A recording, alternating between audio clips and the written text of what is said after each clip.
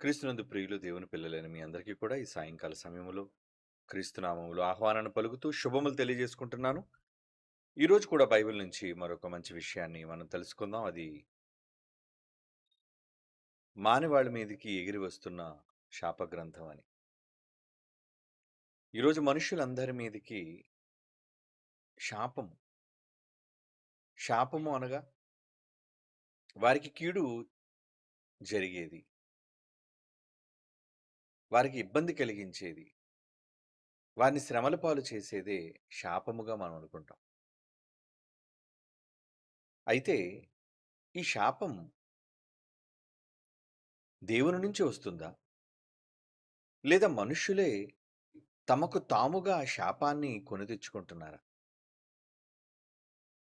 దీని గూర్చి దేవుడు ఏమని ప్రవక్తల గ్రంథాల్లో రాయించారో మనం చదివి తెలుసుకోవాలి. ఎందుకంటే వివరాలు తెలియకపోతే మనిషి అతి సులువుగా దేవుని మీద నిందలు వేయటం అలవాటుగా మార్చుకున్నాడు. ఏ తప్పు జరిగినా దానికి దేవుడే కారణం అన్నట్టు. ఈ రోజున్న ప్రస్తుత ప్రపంచ పరిస్థితులు చూస్తే దేశాల మధ్య జరుగుతున్న యుద్ధాలు, ఆ యుద్ధాల దాడులలో అమాయకులైన వాళ్ళు, నాయకులతో సంబంధం లేని వాళ్ళు, కేవలం ఏలికలుగా ఉన్న ప్రజలు, పాలింపబడుతున్న ప్రజలు, ఏలికలు చేసిన తప్పుకు వారు శిక్షను అనుభవిస్తున్నారు అన్నది మనం కళ్ళారా చూస్తున్నాం. వృద్ధులు, పిల్లలు, స్త్రీలు, యవనస్తులు ఇలా ఎందరో జరుగుతున్న దాడులకు ప్రాణాలు కోల్పోతున్నారు. క్షతగాత్రులుగా మారిపోతున్నారు. ఇన్ని శ్రమలు, ఇన్ని ఇబ్బందులు వారు ఎదుర్కోవడానికి కారణం చూస్తూ దేవుడు ఏం చేస్తున్నాడు అనే ఒక అవమానకరమైన మాటను ప్రజల మధ్యకు తీసుకుని వెళుతున్నారు. ఈ మధ్యన జరుగుతున్న ఇరాన్‌తోని అమెరికా మరియు ఇతర మిత్ర దేశాల, గల్ఫ్ దేశాల యుద్ధంలో ఇరాన్‌లో ఒక న్యూస్ యాంకర్ అల్లా మనల్ని కాపాడుతున్నాడు, ఇక మనకు బాంబుల వర్షం ఉండదు, ఏ క్షిపణి మనకి ఏ హాని కలుగజేయదు అని మాట్లాడుతుండగానే కొన్ని సెకండ్లలోనే ఆమె ఏ స్టూడియోలో అయితే మాట్లాడుతుందో ఆ స్టూడియోకి బాంబు దాడి జరిగింది. వెంటనే మరి భయాందోళనతో పరుగులు తీసింది. దీనిని సోషల్ మీడియాలో అల్లా కాపాడలేదా అని ప్రశ్న. ఏమండి? ఇక ఇరాన్ నుంచి ఇజ్రాయెల్ మీద దాడులు జరుగుతున్నప్పుడు, ఇజ్రాయెల్ మీద అక్కడున్న ప్రజలు నష్టపోతున్నప్పుడు, ప్రాణాలు కోల్పోతున్నప్పుడు, ఇశ్రాయేలు ఏలికైన యెహోవా వాళ్ళ దేవుడుగా వాళ్ళు కొలుస్తున్నప్పుడు వాళ్ళని కాపాడలేదా? ప్రతిదానికి దేవుణ్ణి నిందించటం అనేది మనిషికి అలవాటుగా మారిపోయింది. తాను ఎక్కడ తప్పు చేస్తున్నాడో అనేది తెలుసుకొనలేని ఈ మూర్ఖుడు, ఈ మనిషి దేనితోనూ సంబంధం లేని దేవుని పైన నేరస్థాపన చేయటం అనేది నిజంగా వెర్రితనమే అవుతుంది. ఏవండి? భారతదేశంలో కూడా ఎన్నో పవిత్ర పుణ్యక్షేత్రాలు వరదలతో మునిగిపోయాయి. అంటే దేవుళ్ళు కాపాడట్లేదనా? హ్మ్. పుణ్యక్షేత్రాలు మునిగిపోతున్నాయి. దేవుడు అనుకున్న పట్టణాలు నాశనమైపోతున్నాయి. ఇలా జరుగుతున్నాయంటే వెనక దేవుడు లేడనా? లేదా వేరే ఏ ఇతర కారణమైనా ఉందనా? ఇది తెలుసుకోవడానికి సమయం వెచ్చించలేని మనిషి ప్రతిదానికి దేవుని మీద నేరస్థాపన చేసి దేవుని వలనే ఈ తప్పు జరిగింది, దేవుడనేవాడు ఉంటే మమ్మల్ని కాపాడేవాడు కదా అని ప్రతి నమ్మకస్తులు, ప్రతి మత విశ్వాసాలకు సంబంధించిన వాళ్ళు మాట్లాడుకోవడం అనేది చాలా మూర్ఖంగా మారిపోయింది. అంటే దేవుడా నేరస్తుడు ఇందులో? అంటే మనిషిది ఏ తప్పుదం లేదన్నమాట. మనిషి మంచివాడన్నమాట. ఎటొచ్చి దేవుడే చెడ్డవాడు. ఇరాన్‌పై బాంబులు కురిపిస్తున్నందుకు, ఇజ్రాయెల్ పైన దాడులు జరుగుతున్నందుకు, గల్ఫ్ దేశాలు యుద్ధం బారిన పడినందుకు, మిగిలిన ఇతర ప్రపంచ దేశాల్లో భయంకరమైన ఉపద్రవాలు, అల్లకల్లోలాలు జరుగుతున్నప్పుడు దేవుడు చూస్తూ ఎందుకు ఉండిపోయాడు? కనుక ఆ దేవునిదే తప్పు. ఇలా మాట్లాడుకుని మానవ సమాజానికి ఎవరండి బుద్ధి చెప్పేవాళ్ళు? నిజానికి ఎందుకిలా జరుగుతుందో అన్నది కారణం వెతకాలి. తరచుగా ఎందుకు జ్వరం వస్తుంది అని సందేహం కలిగినప్పుడు డాక్టర్లు ఏం చేస్తారంటే డయాగ్నోస్ చేస్తారు. రక్త పరీక్ష, ఇతరతర పరీక్షలు చేసి ఎందుకు ఈ జ్వరం తరచూ రావడానికి కారణం ఏంటి అనే మూలాన్ని వెతుకుతారు వాళ్ళు. ఆ మూలం ద్వారా ఏదైనా ఒక జబ్బు బయటపడితే దానికి తగిన మందు వెంటనే వాళ్ళు ఇవ్వటం వలన ఆ రోగం నుంచి ఆ రోగి బయటపడతాడు. ఆరోగ్యవంతుడిగా మారుతాడు అది. అంటే వచ్చిన రోగానికి తగిన చికిత్స చేయటం అంటారు దాన్ని. మరి ఈరోజు ప్రపంచంలో జరుగుతున్న పరిణామాలను దేవుడా బాధ్యత. దేవుడు నా బాధ్యుడిగా చేసేది. ఏవండి? మనుషులు ఎందుకిలా మారిపోయారు అంటే తమ తప్పిదాలు వాళ్ళు తెలుసుకోలేకపోతున్నారు అన్నది నిజం. ఏవండి? ఏదైనా కీడు సంభవించిందంటే ఈ కీడు ఎందుకు సంభవిస్తుంది? ఈ కీడు వెనుకున్న కారణమేంటి? ఈ కీడుతో నాకున్న సంబంధం ఏంటి? అని ఆలోచించాలి. కానీ మనిషి అహంకారం. పరుల మీద నేరస్థాపన చేయటం అలవాటుగా మారిపోయింది.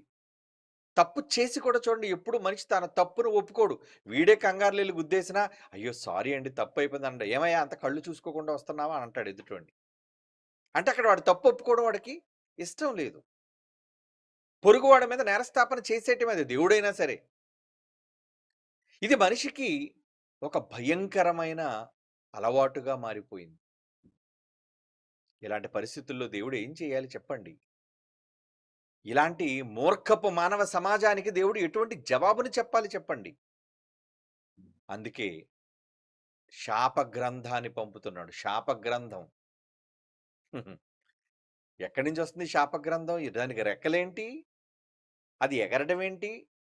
దేవుడు ఏనాడో క్రీస్తు పూర్వం రూపకాలంకారంగా జరగబోయే నష్టాలను, ప్రమాదాలను సూచిస్తూ ప్రవక్తల ద్వారా పలికించాడు దేవుడు. చూద్దాం ఆ మాటల్ని. జకర్యా గ్రంథం 5వ అధ్యాయం. జకర్యా గ్రంథం 5వ అధ్యాయం మొదటి వచనం నుంచి చదవండి. జకర్యా గ్రంథం 5వ అధ్యాయం మొదటి వచనం నుంచి, నేను మరలా తేరి చూడగా ఎగిరిపోవు పుస్తకం ఒకటి నాకు కనబడెను.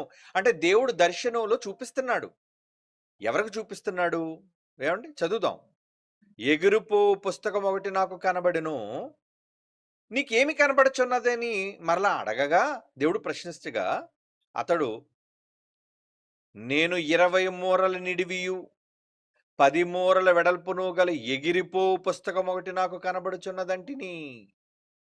ఏం కనబడుతుందటండి? ఏం కనబడుతుందట? 20 మూరల నిడివి. 20 మూరలే. ఏమండి? 20 మూరలు అంటే చాలా పెద్ద పుస్తకం అన్నమాట అది.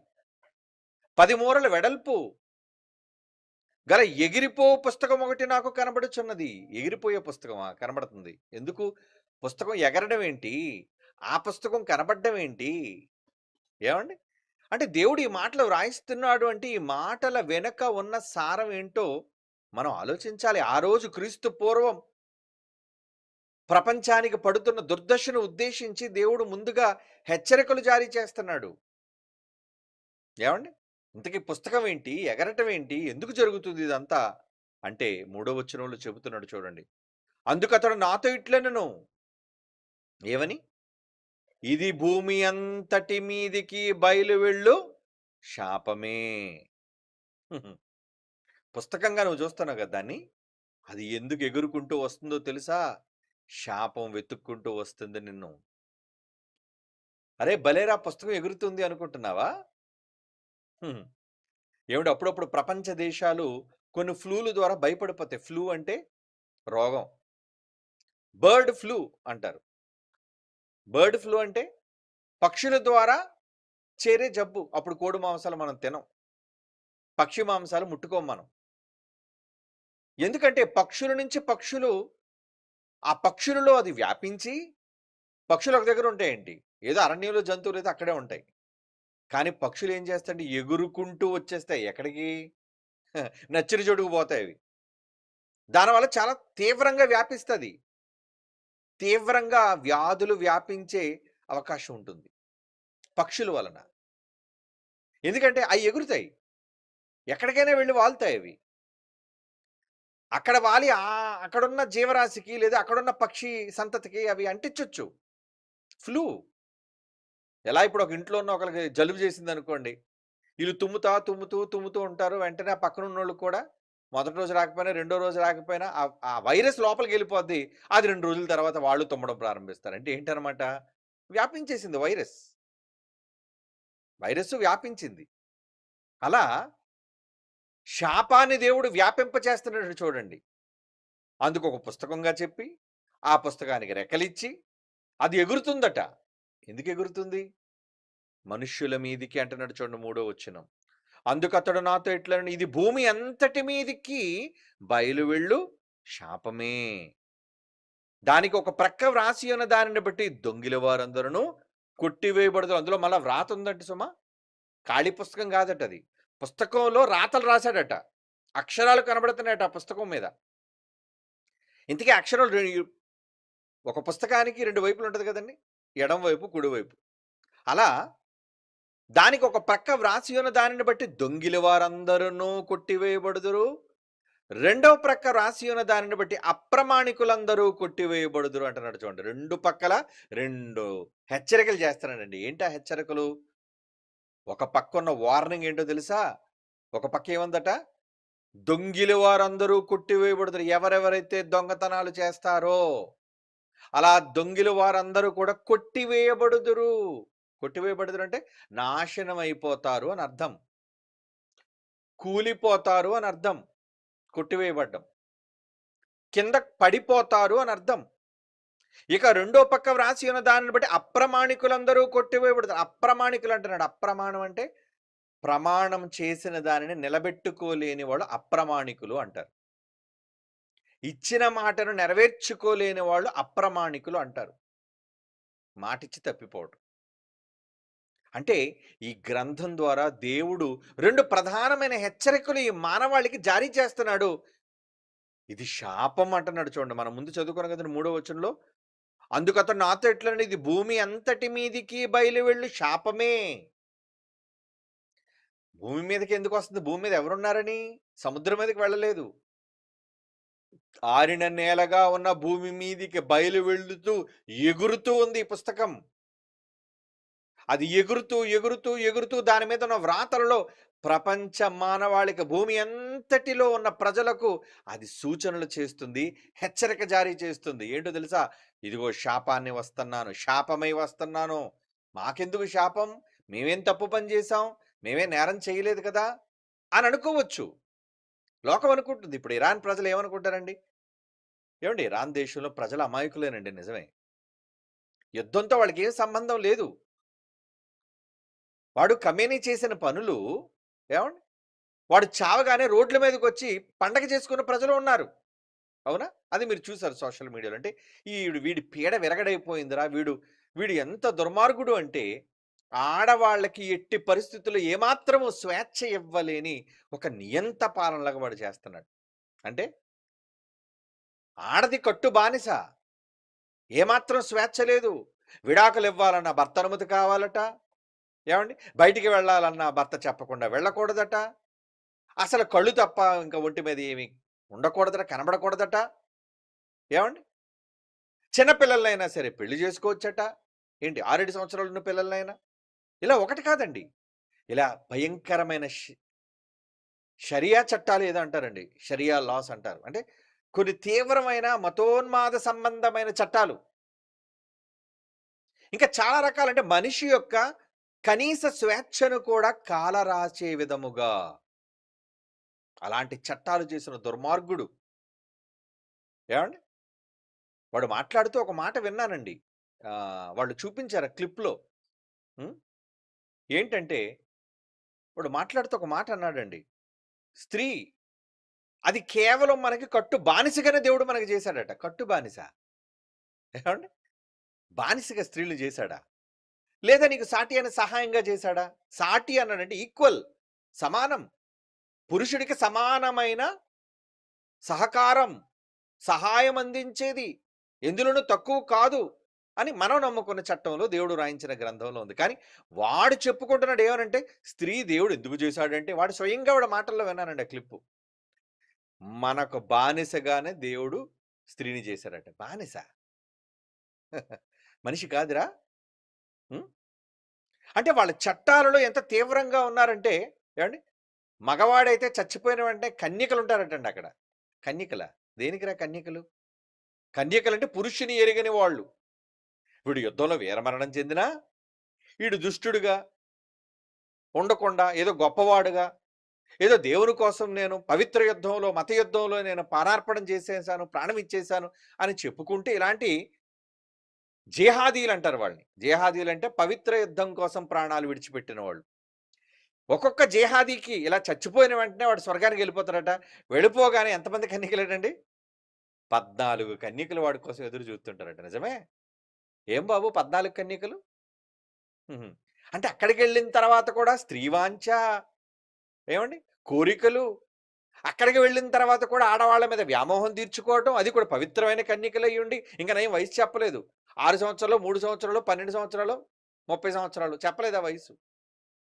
అంటే ఆడదనగానే కేవలం ఆట వస్తువుగా భావించే భయంకరమైన చట్టాలు కలిగిన వాళ్ళు ఆ దేశంలో ఉన్నవాళ్ళు. అంటే ఆడవాళ్ళకు ఏవండీ? ఏమంటది? ఆట బొమ్మ అంటారు గదండీ! ఆట బొమ్మ. నువ్వు పెళ్లి చేసుకోవడానికి మాత్రం ఏవండీ? ఎందుకు పెళ్లి చేసుకోవడం అంటే, మరి ఇంట్లో బట్టలు ఉతకాలి గదండీ! వంట చేయాలి గదండీ! అంటే దానికోసమా? అంటే వివాహం చేసుకుంటున్నందుకు నీ ప్రేమను ఎదుటి వ్యక్తితో పంచుకొని, ఒక జీవిత భాగస్వామిగా నీ మంచి చెడ్డల్లో, నీ జీవిత ప్రయాణంలో నీతో పాటు అన్ని సహకారాలు, హెల్ప్ తీసుకోవడానికి వాడుకోవనమాట నువ్వు. దేనికనమాట? కేవలం నీ కోరిక తీర్చుకోవడానికో, నీ పనులకు కట్టుబానిసగా పని చేయడానికో. అందుకా స్త్రీని దేవుడు ప్రకృతిలో చేసింది. మనలో నుంచి తీసి చేశాడు. పురుషునిలో నుంచి స్త్రీని చేశాడంటే మనలో నుంచి వచ్చిందే గదా! ఎక్కడి నుంచో తీసుకొని వేరుగా చేసేది కాదు. కానీ వాళ్ళెలా చెబుతున్నారు చూసారా? పురుషుడికట చచ్చిపోయిన వాడినే పరలోకానికి వెళ్ళిపోతారటాడు. ఇలాంటి ఆత్మహత్య చేసుకుంటే, బాంబుల్లో పేలిపోయినా, ఎదుటివాడిని చంపుతూ చచ్చిపోయినా, అదే పవిత్ర యుద్ధంలో చచ్చిపోతే 14 మంది కన్యకలుంటారట. మరి ఆడదాని కోసం ఎందుకు రాయలేదు? అంటే మరి ఆడవాళ్ళు కూడా ఉన్నారు గదండీ! వాళ్ళ దేశంలో ఆడవాళ్ళు కూడా ఉన్నారు. అంటే ఆడది చచ్చిపోతే వాళ్ళకి మరి 14 పురుష పుంగవులు ఉండరా? కన్యకైన పురుషులొద్దా ఆళ్ళకి? అంటే మగవాడికి ఆడది కావాలన్నమాట. ఆడదానికి దానికోసం కూడా చెప్పారండి. అక్కడికి వెళ్ళిన తర్వాత కూడా మళ్ళా పండగ రోజు పాత మొగుడే అన్నట్టు నిజమండి. పండగ రోజు నాడు కూడా పాత మొగుడే అనే బండ సామెత మన దగ్గర ఉంటది.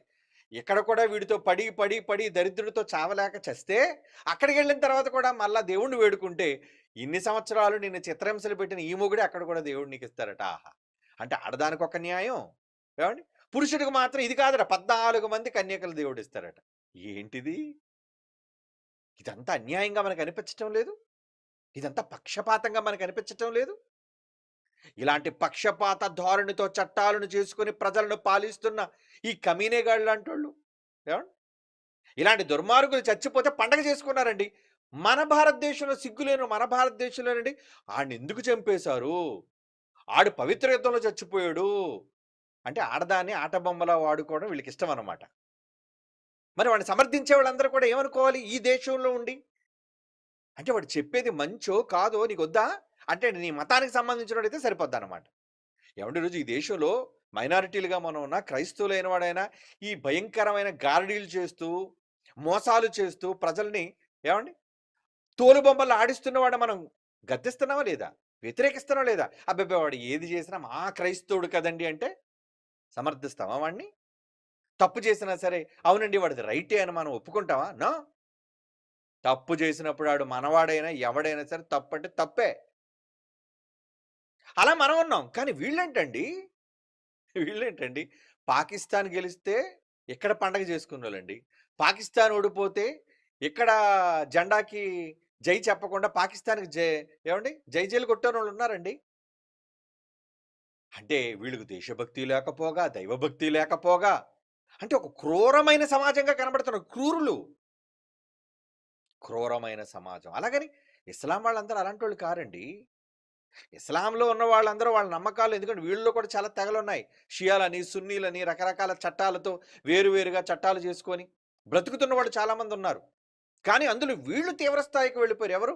ఇరానీయులు గాని, ఆఫ్ఘనిస్తానీయులు గాని కొంతమంది ఉన్నారండి ప్రపంచ దేశాల్లో భయంకరమైన, కఠినమైన చట్టాలను చేసుకొని ఏ విధంగానైనా సరే ప్రజలను తమ పాదాల క్రింద అణిచిపెట్టి ఏవండీ నియంతలుగా వ్యవహరించి ఏలికలుగా ప్రజల్ని పాలిస్తున్న దొంగలు.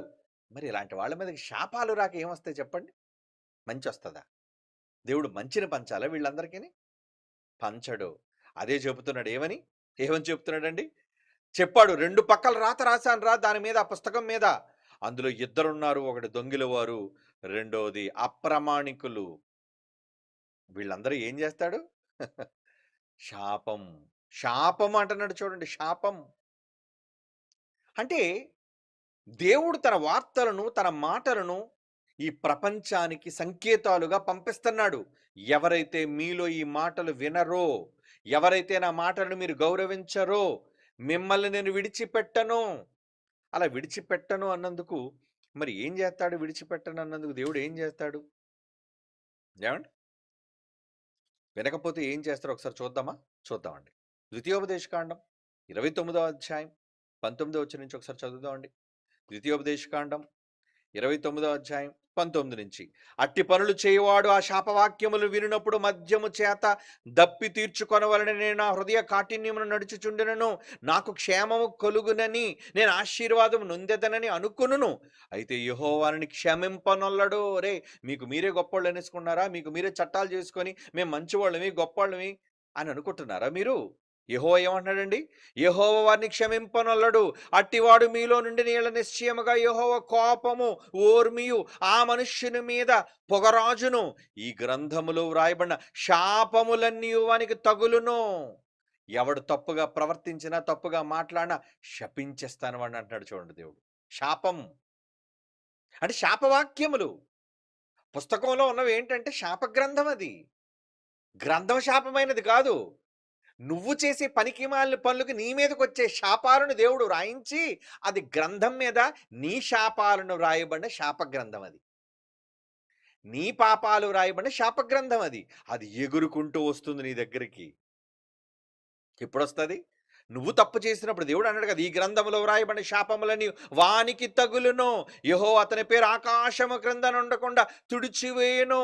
ఈ గ్రంథములో వ్రాయబడిన నిబంధన 21వ వచనమండి. ఈ గ్రంథములో వ్రాయబడిన శాపములన్నిటిని బట్టి వానికి కీడు కలుగుటకై యెహోవా ఇశ్రాయేలు గోత్రములన్నిటిలో నుండి వారిని వేరుపరుచును. 27 గనుక ఈ గ్రంథములో వ్రాయబడిన శాపములన్నిటిని ఈ దేశము మీదికి తెప్పించుటకు దాని మీద యెహోవా కోపము రగులుకొనెను. రగిలిపోతున్నాడట. ఎందుకు రగిలిపోవాలి? ఎందుకు దేశాల్ని సర్వనాశనం చేయాలి? బిక్కు బిక్కుమని బ్రతుకుతున్నారండి ఇప్పుడు. అటు గల్ఫ్ దేశాలు గాని, ఇటు గల్ఫ్ దేశాలు గాని మొత్తం అంతా కూడా అటు ఇరాన్ మొదలుకొని విమానం అనేది గగనతలంలో ఎగరడం మానేసిందండి. కువైట్ మీద దాడులు, దుబాయ్ మీద దాడులు. ఎప్పుడు ప్రశాంతంగా ఉండే దుబాయ్, ఎప్పుడు యుద్ధాన్ని చవి చూడను దుబాయ్, ఏమండి పారిశ్రామికంగా అభివృద్ధి చెందుతున్న దుబాయ్. ఈరోజు చూడండి, బాబోయ్ దుబాయ్ మేము వెళ్ళమండి బాబు అంటున్నారు. ప్రతి వారికి వీసా ఫ్రీ. ఎంత తక్కువే. 2000 ఉంటే చాలు వీసా ఇచ్చేస్తాడు. 2000 లేదా ఒక 5000 కడితే చాలు, ఇంకా ఇమీడియట్గా మీకు వీసా వచ్చేస్తుంది. అలా వచ్చి మీరు పర్యాటకంగా చూసి వచ్చేయచ్చు. అందుకే చూడండి, ప్రతి ఒక్కడు ఏం కాకుండా పక్కింటికి వెళ్ళినట్టు వెళ్ళిపోతున్నాడు దుబాయ్కి ఈ మధ్య కాలంలో. ఆ? కానీ జరుగుతున్న కార్యక్రమాలు ఏంటి అక్కడ? ఏమండి ఊరకనే వస్తాయి. ఏ దేశం మీదకైనా కీడు. ఏ దేశము మీదకి, ఏ ఇంటి మీదకైనా సరే కీడు ఊరకనే రాదు.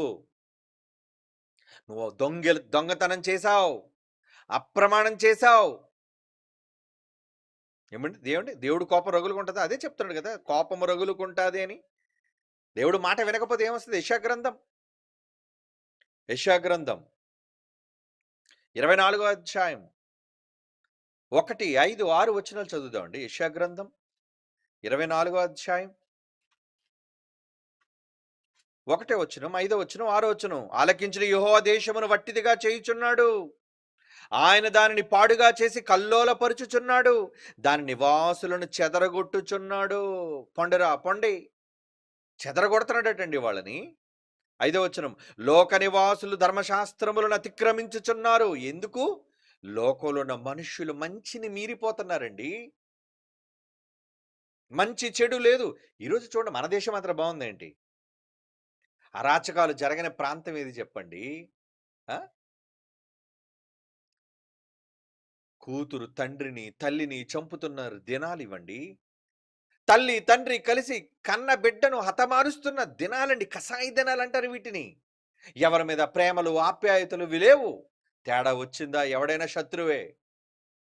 వాళ్ళ కోరిక నెరవేరకపోతే ఎంత సొంత వాళ్ళైనా వీళ్ళు విరోధులే. అందుకు వాళ్ళ ప్రాణం తీయడానికి కూడా వెనకాడటం లేదండి ప్రజలు. మమకారాలు పోయాయి. అయ్యో! నా తల్లి కదా! నా తల్లి మీద నేను ఎలా చంపగలను? ఏవండి? అయ్యో! నా తండ్రి కదా! నేను కన్న బిడ్డ కదా! నేను ఎలా ప్రాణం తీయగలను? ఇటువంటి ఫీలింగ్స్ ఏమి లేవండి. No feelings. ఎటువంటి అభిమానాలు లేవు. ఎటువంటి బంధాలు లేవు వాళ్ళ మధ్య. చంపేయటమే. తేడా వస్తే చంపేయటమే. అందుకే దేవుడేమంటున్నాడు? హుహు. అదేనండి. 5వ వచనంలో, యెషయా గ్రంథం 24, 5వ వచనం, లోక నివాసులు ధర్మశాసనములను అతిక్రమించుచున్నారు. కట్టడను మార్చి నిత్య నిబంధనను మీరి ఉన్నారు. మంచిని మీరిపోతున్నారు. దాని నివాసుల చేత లోకము అపవిత్రమాయను. అలాంటి దుర్మార్గులు ఇలాంటి మన మధ్య ఉండటం వల్ల ఏమవుతుంది చెప్పండి? లోకం అపవిత్రం. అపవిత్రం అండి లోకం. బాగులేదు లోకం. దినాలు బాగులేవు. రోజులు బాగులేవు. మనుషులు మంచివాళ్ళుగా లేరు. అందరిలో స్వార్థం, మోసం, కపటం, విరోధం, ఇవే కదా మనకు కనబడుతున్నాయి. ప్రతి వార్తల వెనక ఉన్నది ఇదే కదా అర్థం. ఇంకేమంటున్నాడంటే 6వ వచనం, శాపము దేశమును నాశనము చేయుచున్నది. ఎందుకు ఈరోజు దేశాలు నాశనం అయిపోతున్నాయి? అది క్షామమా? అది ఉపద్రవమా? అది కరువా? అది రోగమా? ఏమండి? అది యుద్ధమా? ఏదైనా కావచ్చు. ఇరాన్ యుద్ధంతో నాశనం అయిపోతుంది. మిగతా దేశాలు ఆకలితో చచ్చిపోతున్నాయి. మిగతా దేశాలు వరదలతో చచ్చిపోతున్నాయి. మిగతా దేశాలు ఏమండి భూకంపాలతో. ఇలా ఒకటి కాదండి. నానా రకాలైన భయంకరమైన కీడులు. ఎందుకట? 6వ వచనం, శాపము. శాపముంది దాని మీద, శాపం. ఒరేయ్! శాపం పెట్టకురా. ఒరేయ్! శాపం మాటలు మాట్లాడకురా. ఎందుకంటే ఆ శాపం అనగానే భయపడిపోతుంటారు. ఒరేయ్! వద్దురా, ఏది పడితే అది అనకురా, నెరవేరుతదేమో ఆ శాపం. ఒక మాట అంటేనే భయపడుతూ ఉంటాడు మనిషి. కానీ దేశం మీదుగా శాపం వస్తే, శాపము దేశము నాశనము చేయుచున్నది. దాని నివాసులు శిక్షకు పాత్రులైరి. దేశ నివాసులు కాలిపోయిరి. శేషించిన మనుషులు కొద్దిగానే ఉన్నారు. కాలిపోయారటండి. అంటే మంటలా? ఆ! కువైట్‌లో ఎత్తైన భవనం మీద ఈరోజు చేశారండి పెద్ద డ్రోన్ అటాక్.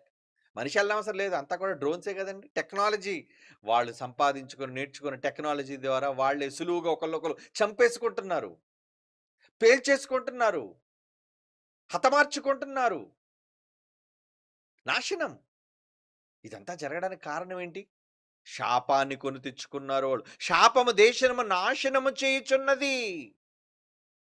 ఎందుకు శాపం? పుస్తకం ఎగురొచ్చింది. మానవాళి మీద ఎగురొస్తున్న శాప గ్రంథం అది. అరేయ్! మీరు చేస్తున్న నేరాలు చాలా ఉన్నాయి అందులో. దొంగతనం చేస్తున్నారు మీరు. మేమేంటండి దొంగతనం చేయటం, ఊరుకోండి. మేము దొంగలమా? ఛ! మేము రాజుల్లో బ్రతుకుతున్నామండి. ఈరోజు భూమి మీద మనిషి అనుభవిస్తున్న ప్రతీదీ ఎవరి సొత్తు చెప్పండి? ఎవరి సొత్తు? నువ్వు అనుభవిస్తున్న క్రూడ్ ఆయిల్ ఎవడిది? నువ్వు అనుభవిస్తున్న భూములెవడివి? నువ్వు అనుభవిస్తున్న ఆ లోకంలో ఆ లోపలున్న ఖనిజాలెవడివి? చెప్పు. బంగారం, డైమండ్స్, పెట్రోల్, గ్యాస్. ఒకటి కాదండి. ఎన్నైతే ఎన్ని. ఎన్ని. బాక్సైట్ అంటున్నారు. బ్లాక్ స్టోన్ అంటున్నారు. ఏవండి? గ్రానైట్ అంటున్నారు. ఎన్ని సంపదలు పెట్టాడండి ఈ భూమి మీద. మరి ఈ భూమి మీద నువ్వు వాటన్నిటిని ఎవరి సొత్తుని అనుభవిస్తున్నావు? ఎవరివని రవాణా చేస్తున్నావు? ఎవరివని తీసి అమ్ముకుంటున్నావు? ఎవరి దగ్గర తీసేసుకున్నావు నువ్వు ఇవన్నీ? నా దగ్గర నాది ఆస్తి. భూమి ఎవరిదని అన్నాడు దేవుడు? భూమి నీదా? నాది భూమి. ఈ భూమి నాది అన్నాడు దేవుడు. చూడండి ఆ మాట ఎక్కడుందో.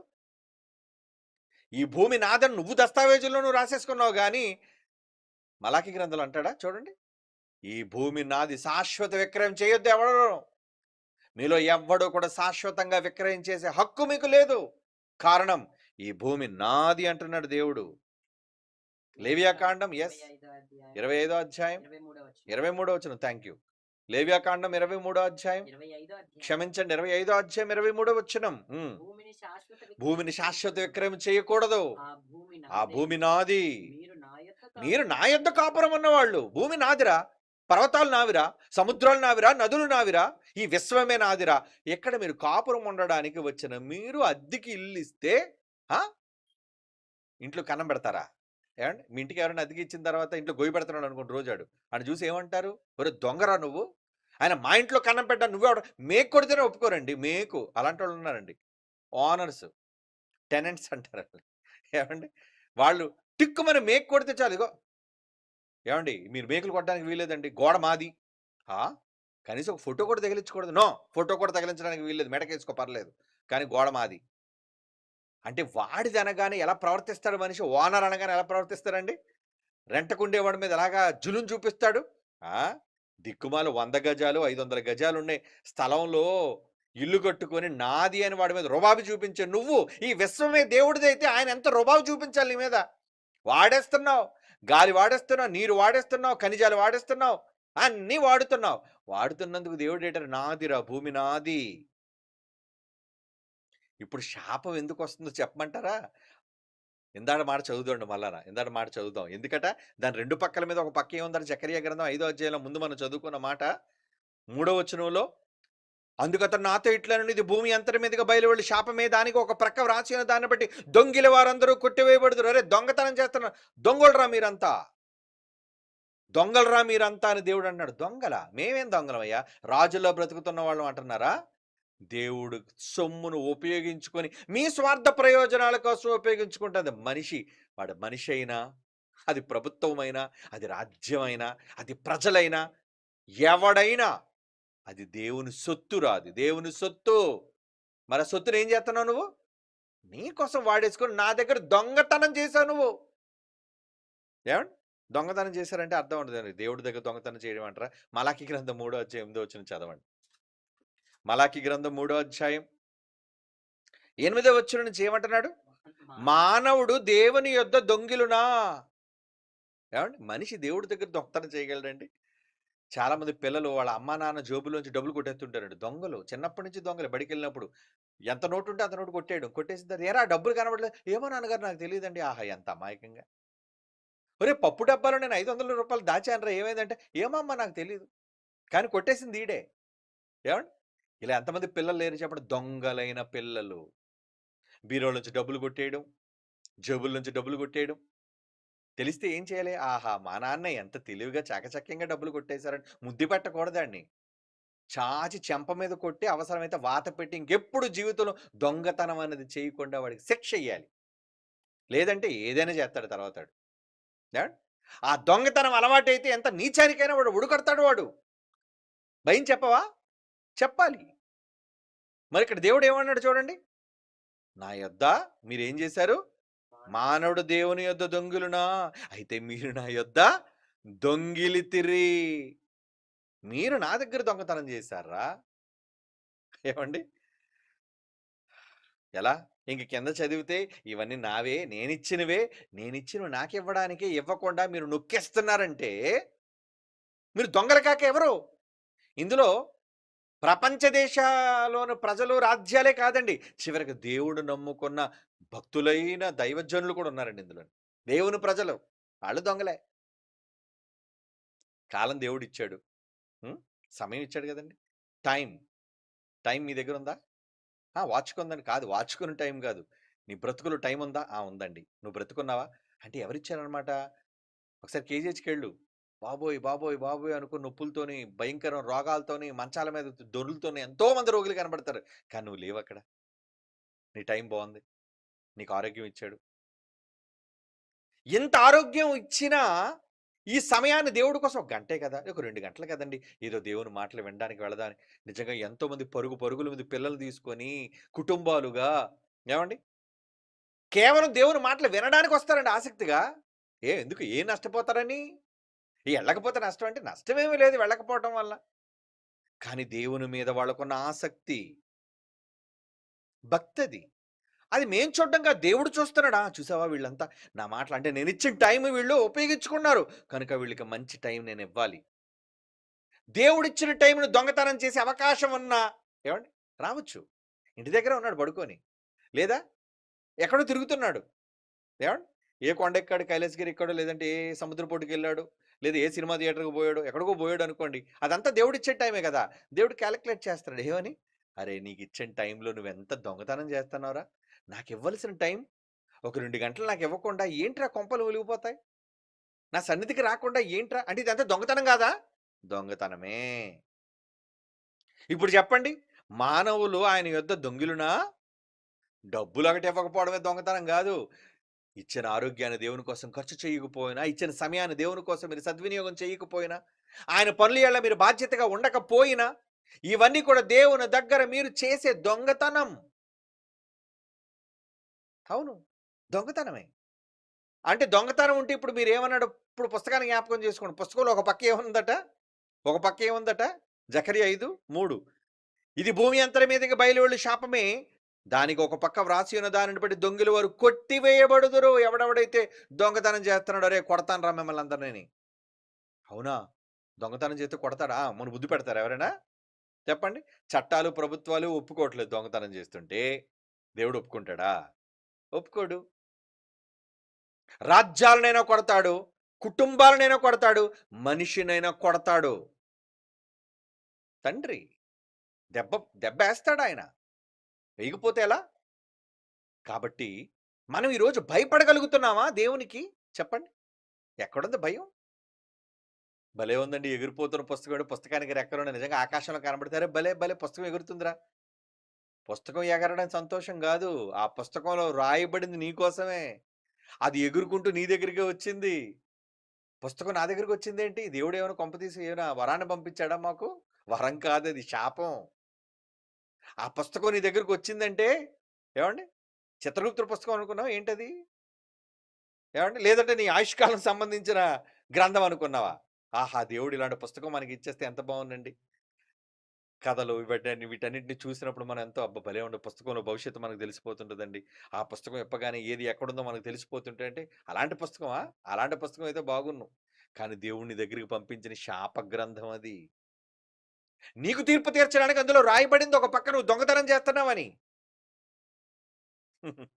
ఏవండీ? మరో పక్క ఏముందటండి? ఇప్పుడు చదవండి మళ్ళా మూడో వచనంలో. జకర్యా గ్రంథం 5వ అధ్యాయం 3వ వచనంలో అందుకు అతడు నా తిట్లను భూమి అంతటి మీదకి వెళ్ళు శాపమే దానికి ఒక ప్రక్క వ్రాసి ఉన్న దాని మీద దొంగిల వారందరూ కొట్టివేయబడుదురు. రెండో ప్రక్క వ్రాసి ఉన్న దాన్ని బట్టి అప్రమాణికులందరూ కొట్టివేయబడుదురు. ఒరేయ్!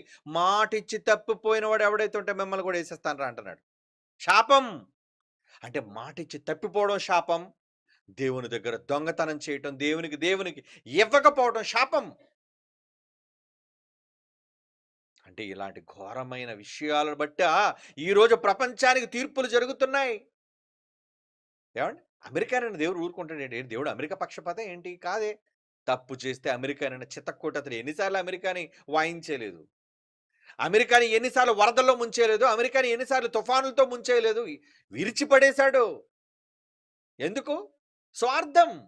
నువ్వు అలాగే మారావురా. నీ దేశంలో చట్టాలు బాలేవు. నీ దేశంలో భక్తి లేకుండా పోయింది. ఏవండీ? అది ఏ దేశమైనా కావచ్చు. అది మహమ్మదీ దేశమా? ఏవండీ? మహమ్మదీయులున్న దేశమా? హైందవులున్న దేశమా? క్రైస్తవులున్న దేశమా? సంబంధం లేదు ఆయనకి. ఆయనవి ఆయనకి ఇవ్వకుండా పోతే యేసుప్రభు అప్పుడే చెప్పాడు. కైసరివైతే కైసరికిచ్చేయండి. దేవునివైతే దేవునికిచ్చేయండి. ఈ మాట దేనికి ఉపయోగిస్తారు? ఎంతసేపు ఆ దశంభాగాల కోసం వాడుతున్న డబ్బులు, డబ్బులు, డబ్బులే. ఎవడైనా పాస్టర్ గాని, ఎవడైనా వాక్యం చెప్పేవాడు గాని, వాక్యోపదేశకుడు దొంగ బోధకుడైన వాడు చెప్పాడంటే ఈ మాట. దేనికి చెప్తాడు ఈ మాట? ఇదిగో దేవుడికిచ్చేయమన్నారు. ఇచ్చేయండి, ఇచ్చేయండో, ఇచ్చేయండో. అంటే డబ్బులు తప్ప ఇంకేమి ఇవ్వడానికి లేవా దేవుడికి నీ దగ్గర? ఎప్పుడు డబ్బే. ప్రేమ, ఆప్యాయత, ఏవండీ? కాలం, ఆరోగ్యం ఇవన్నీ ఆహా! ఇవన్నీ నాకు ముఖ్యమైనవి కాదు. కేవలం రంగు నోట్లు మాత్రమే. ఎవడ ప్రసంగం చేసినా దానికోసమే మాటలు. ఇచ్చేయండి, నింపేయండి నిధులు. వీడొక రకమైన దొంగ. ఆ విధంగా దేవుడు పేరు చెప్పి దొంగతనం చేస్తున్నాడు ఈడు. ఏ దొంగను విడిచిపెడతారు చెప్పండి? అందులో దేవుడు పేరు చెప్పుకొని దొంగతనం చేస్తున్నాడు అసలు ఊరుకుంటాడా? ఏవండీ? దేవుడు అయినా ఈ ప్రకృతిని ఉపయోగించుకుంటుంటేనే ఆయన మొత్తం అంతా లెక్కలు కడుతున్నాడు విడిచిపెట్టడాన్ని. అలాంటిది నువ్వు దేవుడు బొమ్మ పెట్టి, దేవుడు మొహం చూపించి, ఏవండి? దేవుడు పేరే చెప్పుకొని నువ్వు దోస్తున్నావంటే నీకు వాడికంట 2 దెబ్బలు ఎక్కువ పడతాయి. జాగ్రత్తగా ఉండాలి నువ్వు. కానీ వీళ్ళకి భయం లేదు. ఈ దొంగ బోధకులకు భయం లేదు. ఈ దొంగ వ్యాపారులకు భయం లేదు. ప్రతి దానికి డబ్బు, ధనం ఇదే మూలం. దేనికోసమైనా, ఎంతకైనా వాళ్ళు నీచానికైనా తెగపడతారు. కారణం ఏంటంటే డబ్బులు వాళ్ళకి ముఖ్యం. దేవునిది దేవునికి ఇవ్వాలి అనే మాటలు బైబిల్‌లో నుంచి చూపించి, వాళ్ళ స్వలాభాల కోసం బ్రతికే జనం. మరి దేవుడు విడిచిపెడతాడా? ఎవడిని విడిచిపెట్టడు. సేవకుడిని విడిచిపెట్టడు. సామాన్య ప్రజానీకాన్ని విడిచిపెట్టడు. అది సంపన్న దేశమైనా సరే దాన్ని విడిచిపెట్టడు దేవుడు. ఎందుకంటే పుస్తకాన్ని పంపించానురా, ఆ పుస్తకంలో జడ్జిమెంట్ రాశాను. ఆ పుస్తకం వస్తే శాపం నీకు. ఏటోనండి ఈ మధ్యన మా కుటుంబం అంతా ఎలాగైపోయిందంటే శాపం వచ్చేసింది. ఏంటోనండి ఈ మధ్యన కష్టాలన్నీ మీద పడిపోతున్నాయంటే శాపం వచ్చేసింది నీకు. బాధలు వచ్చేస్తున్నాయి నీకు. ఎందుకు? ఎక్కడ తప్పుందో సరిచేసుకో. ఎక్కడ దేవునికి నేను విరోధంగా ప్రవర్తిస్తున్నానో ఒకసారి చెక్ చేసుకో. తప్పేముంది? ఏమిటి మాటి మాటికి ఎడమవైపు నొప్పొస్తుంది అనుకోండి. ఆ గ్యాస్ నొప్పులండి, ఆ గ్యాస్ నొప్పులండి, గ్యాస్ నొప్పి అనుకుంటావా? ఏవండి? ప్రతిదానికి గ్యాస్ నొప్పే. సిలిండర్ గ్యాస్ అనుకున్నావేంటది? లేదంటే సోడా తాగేస్తే పోయే గ్యాస్ అనుకున్నావా? లేదు. ప్రతి ఛాతీలో వచ్చే ఏ పక్క నొప్పైనా సరే ఈజీగా తీసుకోవడానికి లేదు. ఒకసారి వచ్చి పోయిందంటే అర్థం ఉంది. మాటి మాటికి వస్తుందంటే ఏంటి? చెక్ చేసుకో. ఒకవేళ ఏమైనా బ్లాక్స్ ఉన్నాయేమో, హార్ట్ అటాక్ వస్తదేమో, నువ్వు చచ్చిపోతావేమో, నీ ప్రాణం పోయే అవకాశం కూడా ఉంది. హెచ్చరిక చేస్తున్నాడు దేవుడు ముందే. ఈ పుస్తకాన్ని పంపించి, శాపగ్రస్తమైన ఈ పుస్తకాన్ని పంపించి రెక్కలతో ఎగురుతున్నప్పుడు, నువ్వు ఈ సూచనలన్నీ గమనిస్తున్నప్పుడు నువ్వేమనుకోవాలి? అమ్మో! దేవుని శాపం ఏమైనా వచ్చేసిందా నా మీదకి? దేవుని కోపానికి ఏమైనా నేను గురైపోయానా? అని ఏ రోజైనా మనం ఆలోచించుకోవా? అబ్బే! ఎంతగా మనిషి కళ్ళు ఏవండీ మూసుకుపోయి ఉన్నాయంటే వాడు ఆలోచించడు. ఏమనంటే నేను భక్తుడిని. ఏవండీ నేను దేవుని యందు భయభక్తులు గలవాడిని. నాకేంటి? నాకేం రాదు. నో. అలా అనుకోవడానికి లేదు. ఎక్కడ నీ వల్ల తప్పు జరిగిందో చూసుకో. ప్రమాదం దేని వల్ల జరిగిందో ఒకసారి ఆలోచించుకో. లేదా దేవుడు సహించడు కదా! దేవుడు ఊరకనే శాపం ఇచ్చేస్తాడా? దేవుడు ఊరకనే నీ మీద కోపాన్ని రగిల్చుకుంటాడా? దేవుడు ఊరకనే నిన్ను శిక్షిస్తాడా? ఊరకనే శిక్షించడు. చాలా సార్లు మీకు చెప్పాను. ఆయన సెలవు లేకుండా ఒక చీమను కాదు కదా, దోమను కాదు కదా, పంటను తినివేసి పురుగును కూడా మీ దగ్గరికి రానివ్వడట. అలాంటోడు దేవుడు. మనం పట్టించుకోం. ఏవండీ? నీ పంటను తినివేసే పురుగును కూడా అది ఎవడి పొలం అనుకుంటున్నావు? నా కొడుకు పొలం. వెళ్ళడానికి వీలేదు నువ్వు పురుగు. పో! అని గద్దిస్తారటండి. అంటే దీన్ని బట్టి మనం ఏం అర్థం చేసుకోవాలి? దేవుడు మన పట్ల ఇంత భద్రత కలిగి, ఇంత జాగ్రత్త కలిగి, మనం కూడా కనిపెట్టుకోలేనంతగా మన పొలాన్ని ఆయన కనిపెడుతున్నాడు అంటే, నీ మీద ఎంత మనసు లేకపోతే నువ్వు నీతో దేవునికి ఎంత అనుబంధం లేకపోతే ఆయన నీ పట్ల అలా ప్రవర్తిస్తాడు? ఏదో ఒకసారి శోధన కోసం నష్టం కలిగిందంటే వేరే విషయం అండి. అనుమతి తీసుకొని ఏదో యోబు గారికి జరిగినట్లుగా జరుగుతాయండి 1, 2 సార్లు. కానీ పదే, పదే, పదే దెబ్బ మీద దెబ్బ, దెబ్బ మీద దెబ్బ, ఒకదాని తర్వాత మరొకదాని, ఒకదాని తర్వాత మరొకటి. ఇలా ప్రతిసారి జరుగుతుందండి. జాగ్రత్త చెక్ చేసుకో.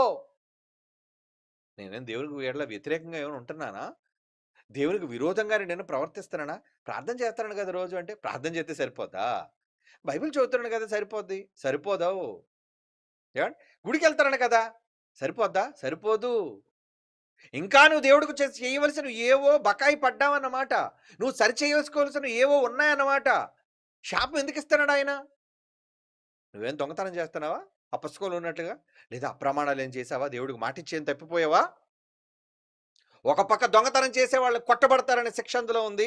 మరో పక్క అప్రమాణం చేసేవాళ్ళని వాళ్ళు కూడా కొట్టివేయబడతారనే మాటని మరో పక్క వ్రాయబడి ఉందట ఆ పుస్తకంలో, ఎగురుతున్న పుస్తకంలో. ఏవండీ? అందుకే ఏమంటున్నాడు చూడండి, జకర్యా గ్రంథం 8వ అధ్యాయం 17వ వచనం. జకర్యా గ్రంథం 8వ అధ్యాయం 17వ వచనం. తన పొరుగువాని మీద ఎవడను దుర్యోచన యోచింపకూడదు. దుర్యోచన. దుర్యోచన అంటే ఏంటి యోచన? ఏమండి? మనుషులు బయటకు మామూలుగానే ఉంటారండి. కానీ లోపల వాళ్ళలో కనిపించని ఉద్రేకం, కోపం రగిలిపోతుంటది. ఏవండి? ఎందుకలా? కొంతమంది చూడండి మనుషులు సౌమ్యంగా నవ్వుతూ కనబడతారు. మరో కొంత ఎందుకలా మారిపోయావు? ఎందుకు ఆ ఎక్స్‌ప్రెషన్ ఏంటి? ఆ ఫీలింగ్ ఏంటి? ఎందుకొచ్చేసింది నీకు? అంటే నీ మత్సరం, నీ శరీరంలో, నీ మనస్సులో సహింపనలవి కాని కోపం ఏదో ఉందన్నమాట. నువ్వెందుకలా మారిపోతున్నావు? ఎందుకలా మారుతున్నావు? ఎవరైనా సరే. ఎవరైనా అదే చెప్తున్నాడు ఇక్కడేమని, తన పొరుగువాని మీద ఎవడు దుర్యోచన యోచింపకూడదు. తప్పుడు ఆలోచన చేయొద్దు. పూర్తిగా తెలుసుకున్న తరువాత వాళ్ళు తప్పు చేశారా లేదా అనుకున్న తర్వాత ఒకళ్ళు తప్పే చేశాడు అనేది నిర్ధారణ అయితే వెళ్ళు ఆ సహోదరుడి దగ్గర. బైబిల్ ఏం చెప్పింది? ఏవండీ? నీ సహోదరుని ఏళ్ళు పొరపాటు చేస్తే ఏమన్నది? అతడు ఒంటరిగా ఉన్నప్పుడు బైబిల్ తాలూకా టెర్మినాలజీ అంటారు దాన్ని. బైబిల్ తాలూకా విధానం అంటారు దాన్ని. దేవుడిని చెయ్యమన్న పద్ధతి అంటారు దాన్ని. అవునా? హ్మ్. నీ సహోదరుడితో విరోధం ఉంటే ఎళ్లి వాడి దగ్గరికి. ఒంటరిగా తీసుకువెళ్ళి పక్కకి, ఇలా రండి బ్రదర్ ఒకసారి నీతో మాట్లాడాలి. ఏంటండి మీరు నా పట్ల ఇలా ప్రవర్తిస్తున్నారు? మీరలా మాట్లాడడం ఖచ్చితం కాదు. కరెక్ట్ కాదండి. గద్దించు. వేరు. దానికంటూ ఒక ప్రాసెస్ ఉంది. అది వినకపోతా ఇద్దరు ముగ్గురు సహోదరులు తీసుకెళ్ళు. అది వినలేదా సంఘం దగ్గర కూర్చోబెట్టు. అది వినలేదా తోసేయి బయటికి ఆయన పట్టించుకోవద్దు. ఇన్ని చెప్పాడు దేవుడు క్రొత్త నిబంధనలో. ఎందుకంటే మనం ఈరోజు ఆచరింపవలసిన నిబంధన అదే కాబట్టి. ఇవన్నీ పక్కన పెట్టేసి ఎవరో చెప్పుడు మాటలు వినేసి ఏవండీ ఎవరో మీ మీద చెప్పేసారనుకోండి. నేను అది నిజమో కాదో తెలియకుండా మీ మీద కోపం పెట్టుకుంటే దుర్యోచన అన్నాడు చూడండి. తప్పుడు ఆలోచనలు వద్దు. తన పొరుగువాని మీద ఎవడు దుర్యోచన యోచింపకూడదు. అబద్ధ ప్రమాణం చేయని ఇష్టపడకూడదు. ఇవన్నీ నాకు అసహ్యం. చిరాకురా నాకు ఇవన్నీ. ఇదే యెహోవా వాక్ అంటున్నాడు చూడండి. This is my word. నా మాటిది. అసహ్యమా? యెహోవాకి అసహ్యమా? అంటే వెనక ముందు తెలుసుకోకుండా నిజాలు తెలుసుకోకుండా ఎవడి మీదైనా తప్పుడు అభియోగాలు చేసినా, తప్పుడు మాటలు మాట్లాడినా ఐ హేట్ యూ. దేవుడంటున్న మాట. చిరాకురా నువ్వంటే నాకు. అసహ్యం. ఛీ! పో అవతల పో. దేవుడనే మాట. అంటే అప్రమాణం చేసినా, తప్పుడు మాటలు మాట్లాడినా దేవుడు మనల్ని అసహ్యించుకుంటాడు అన్నది ఇందులో చెబుతున్న నిజం. ఏవండీ? మరి కొంతమంది ఏం చేస్తారండి? లేవియాకాండం 19 అధ్యాయం 12 వచనం చూడండి. లేవియాకాండం 19, 12 నా నామమును బట్టి అబద్ధ ప్రమాణం చేయకూడదు. నీవు దేవుని నామం అపవిత్రపరచకూడదు. నేను యెహోవాను. మాటికి దేవుడి మీద ఒట్టు, దేవుడి మీద ఒట్టు, దేవుడి మీద ఒట్టు. దేనికి ఒట్లు? ఏవండీ? ఒట్టు వేయి తప్పు లేదు. కానీ ఆ ఒట్టును మాట యథార్థవంతుడివైతే యథార్థంగా ఉండు. మాటిచ్చి తప్పిపోయినా, ప్రమాణం చేసి నువ్వు కాదని పక్కకు వెళ్ళినా, నీ నుంచి ఎలా రాబట్టుకోవాలో నీకు తెలుసు. శాపం అది. శాపం అయిపోద్దది. No doubt. హెచ్చరికలు దేవుడు జారీ చేస్తున్నాడు. గ్రంథంలో రాయించి, గ్రంథానికి ఎగిరించి నీ దగ్గరికి పంపించాడు. చూడరా ఆ గ్రంథం. నీ దగ్గరికి ఎగిరొచ్చిందది. శాప గ్రంథం అది. ఆ గ్రంథం ఏదో అనుకుంటున్నావా? శాపమే అన్నాడు. అదే కదా ఇందాక మనం చదువుకున్న పై మాట. ఎగిరిపోచున్నడు పుస్తకం ఒకటి నాకు కనబడను. జెకర్యా గ్రంథం 5వ అధ్యాయం మొదటి 2వ వచనం అండి. ఎగిరిపో పుస్తకం ఒకటి నాకు కనబడుచుండెను. ఇది భూమి అంతటి మీదికి బయలువెళ్ళు శాపమే. అంటే దేవుడు కోపం రగిలిపోతే ఎందుకు రగిలిపోతుంది? నువ్వు దేవుని పట్ల ఉండవలసిన విధానంలో ఉండకపోగా, నీ సహోదరుడితో ఉండవలసిన విధానంలో ఉండకుండా, అప్రమాణం చేసినా, ఇవ్వకుండా దేవుని దగ్గర నువ్వు దొంగతనం చేసినా, వీటన్నిటి వలన నీకొచ్చేది శాపము అంటున్నాడు చూడండి. మరి శాపాలు మన మీదకి రాకుండా ఉండాలంటే మనం కూడా చెక్ చేసుకోవాలి గదండీ! హ్మ్. మనం భయపడాలా వద్దా? అమ్మో! నా మీదకి శాపాలు రాకూడదండి. అప్పుడప్పుడు చూడండి పెద్దవాళ్ళు ఏమైనా శాపాలంటే ఇగోండి తొందరపడి మాటలనకండి. తొందరపడి ఏ మాట పడితే ఆ మాట అనేయకండి. ఎందుకంటారు? భయపడిపోతున్నారు పాపం హైందవ సోదరులైతే ఆళ్ళగనకే బాబు తదాస్తు దేవతలు ఉంటారు ఏమనుకో అంటున్నాడు. అంటే ఏంటంటే అనేస్తే ఆ మాట నెరవేరుతుందేమోనన్న భయం వాళ్ళకి. వాళ్ళ నమ్మకం. కానీ ఇక్కడ అనవసరంగా కాని మాట, కూడని మాట నువ్వంటే దేవుడు విడిచిపెట్టడండి. ఏవండీ మోషే ఏమన్నాడు చెప్పండి? ద్రోహులారా అన్నాడు అంతా ఒకటే మాట. ఒకటే మాట. ఎళ్లి బండతో మాట్లాడన్నాడు. బండను కొట్టేసాడు కంగారులో. సరే కొట్టాడు. కొట్టి ఏంటి? కాని మాట మాట్లాడావు మోషే. నువ్వు నా ప్రజలతో కాని మాట మాట్లాడావు. అందుకే నువ్వు శాపం వచ్చేస్తుంది నీకు. ఇచ్చేసాడండి శాపం. ఎంతమందిని లోనకి తీసుకెళ్ళడానికి ఇన్ని 40 సంవత్సరాలు కష్టపడిన మొత్తం అంతా కూడా పక్కన పెట్టేసి, ఇక నువ్వు పాలు తేనెలు ప్రవహించే దేశానికి వెళ్ళలేవు. అనర్హుడు, అన్‌ఫిట్. చివరకు నువ్వెక్కడ చచ్చిపోతావో కూడా నీ శవం కూడా దొరకకుండా చేసేస్తాను నేను. ఏంటండి ఇంత పెద్ద శాపం? ఏవండీ? పెద్ద నాయకుడికి ఇంత పెద్ద శాపమా? మోషే దగ్గర మనం ఏమాత్రం అండి. ఒకసారి ఆలోచించుకుందాం. మనకు మనమే గొప్పోళ్ళుగా కనపడతాం ఎప్పుడు. నా భక్తి ఏంటో నాకు తెలీదా? చాలామంది అంటే నా భక్తి ఏంటో దేవుడికి తెలుసు. దేవుడికి బాగా తెలుసు నీ భక్తి ఏంటో. ఇదొక తప్పించుకునే దొంగ మాట. దేవుడు నన్నెంత ప్రేమిస్తున్నాడో, నేను దేవుడిని ఎంత ప్రేమిస్తున్నాడో నాకు ఆయనకే తెలుసు. మీ ఇద్దరికే బాగా తెలుసు మరి. అమర ప్రేమికులిద్దరును. ఏవండీ? ఇలాంటి పనికిరాని మాటలు మాట్లాడుకొని చేసిన ప్రతి తప్పును సమర్థించుకునే దొంగ మనుష్యులు. ఉండకండి మీరలా. నాలో ఏమైనా తప్పుందా? నాలో ఏమైనా పాపం ఉందా? నాలో ఏమైనా దేవునికి విరోధమైన సంగతి ఏమైనా ఉందా? ఉంటే నేను మార్చుకోవాలి. లేదంటే శాపం నాకొచ్చేస్తుంది ఆయన దగ్గర నుంచి.